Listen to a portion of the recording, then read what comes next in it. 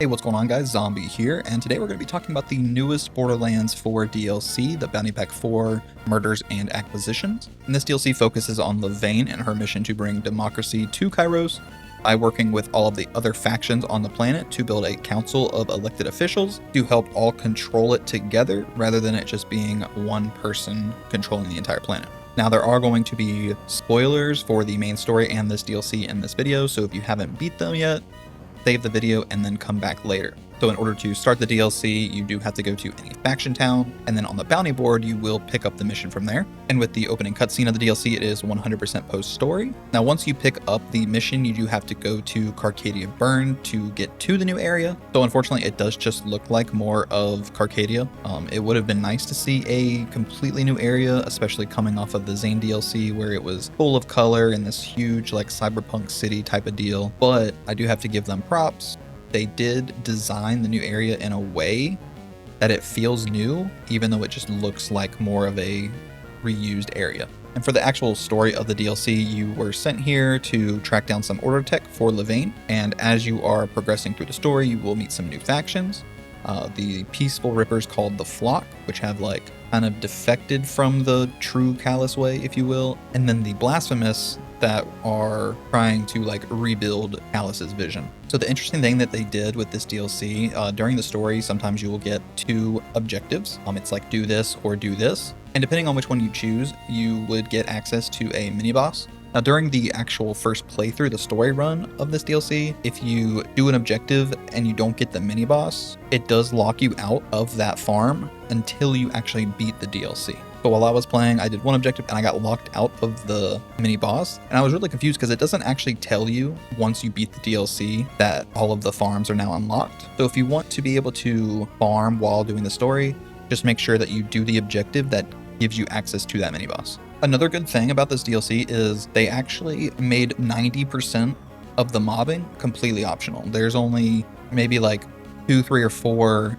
spots in this DLC that you actually need to do all of the mobbing, which is a huge plus because like the first bounty pack we got, the Christmas bounty pack, you had to do so much mobbing just to even progress the story, and that really takes away from really trying to understand the story because you're constantly having to mob and you're just going to forget what you were over here doing in the first place. So them making most of the mobbing completely optional is a huge plus for this DLC. And of course, this being a Borderlands game, there is going to be plenty of Borderlands humor, and I think that they did really well writing the story and like the jokes in between, as it doesn't feel completely forced or over the top cringy. Since Borderlands 4 is a like massive open world, you know, there's a lot of filler and a lot of collectibles and stuff like that. In this DLC, they did it very well. They have some hidden chests lying around that incentivize you for exploring, as well as you can come across these locked cells that when you break them open, there is a flocker inside. And at the end of the DLC, they will actually give you extra loot as well. So it's really nice that they like tone down just like filler objectives, and they're actually incentivizing you for taking your time moving through the DLC rather than trying to beeline for the end just to beat it. The boss designs themselves are amazing. They all look very, very cool. And then their actual fight mechanics aren't super complex, which is really nice. You can just kind of shoot them. One of them does have an immune phase, but it doesn't last forever. It's only like a few seconds, but it is very clear on what you're supposed to do in order to break that immune phase. And then the final boss does have some of Callus's attacks.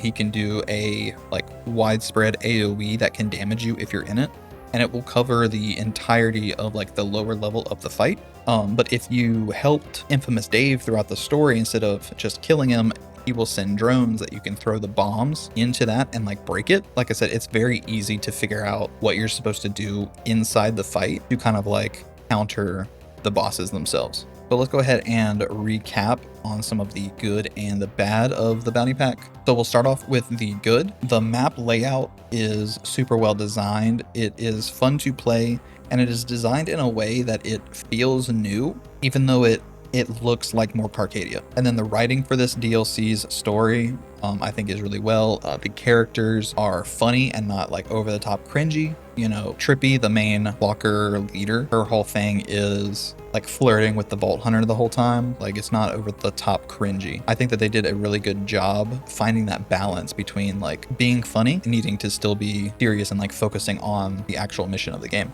So all of the bosses are really well designed. and their mechanics aren't complex. So you can just go in and and shoot them and then farm them super quickly. And then all of the dedicated drops are pretty fun to use. They could definitely be used in some of the current builds in the game, so it's nice that it can like switch up like the meta builds and stuff like that. You can definitely introduce some new weapons to them. And then the last thing on the good list is the optional mobbing. It's really nice that you can just kind of like run through the DLC if you want to. There is a spot at the very end where you're on like this bridge and there is just a ton of enemies, and you can choose to fight them if you want. I chose to fight them just because why not? Like it like adds to the story. Like all of these enemies are here to stop you from getting to the final boss type of thing, but you can skip them if you don't want to mob, because too much mobbing can really take away from the story. Now on to the bad. It is still at the end of the day just more Carcadia burn. It would have been really nice to see a new area coming off of the Zane DLC. Like they show that they can do it and it can feel like a new area, but they just didn't do it for this one, and it really does like take away that this is a whole new experience. And then the optional objectives aren't really clear on that. If you help the character, you're not going to get your boss fight until the end of the DLC. It would have been nice to like at the end of the DLC give you a little bit more direction that the characters that you helped and that you didn't fight throughout the story then get unlocked. And then the last thing on the bad list, it is the enemy types. We are still fighting just the same base game enemies. They are just renamed.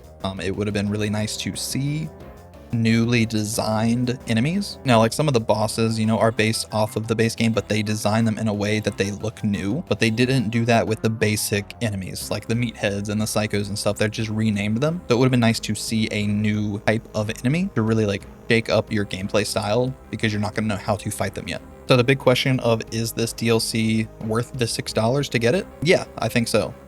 The good does outweigh the bad. So especially if you're wanting just new weapons for your builds, the new drops from this DLC, like I said, are absolutely fun. That alone makes it worth it. But the story for this DLC, it is pretty good. And it's quick. It takes you, maybe like an hour and a half. You can like quickly get through it and then like get all of your loot and stuff that you want. But yeah, let me know down in the comments what you guys think about this DLC. If you enjoyed this video or found it helpful, leave a like and subscribe for more. If you are looking for more in-game content, I do have some playlists available for item guides as well as build guides. So definitely go over there and check them out. I will link them down in the description. Yeah, thank you guys so much for watching, and I will see you in the next one.